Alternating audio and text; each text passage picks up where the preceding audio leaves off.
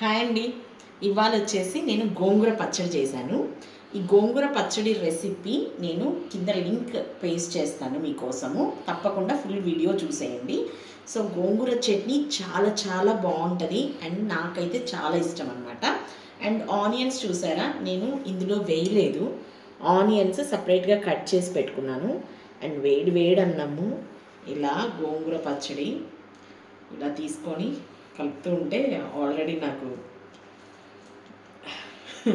నోట్ల నుంచి వాటర్ వచ్చేస్తున్నాయి.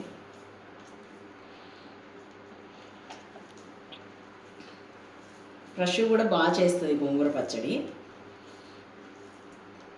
రీసెంట్గానే చేసింది అండ్ నాకు అది నచ్చింది అనమాట. అండ్ తను కొంచెం వేరే ప్రాసెస్ చేసింది, నేను కొంచెం వేరే ప్రాసెస్ చేశాను.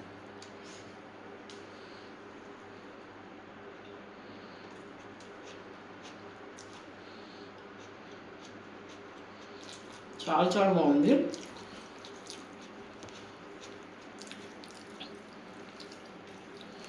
మధ్య మధ్యలో వెల్లుల్లి అండ్ ఆనియన్స్ తగులుతూ ట్యాంగీ గోంగూర పచ్చడి చాలా టేస్టీగా ఉంది.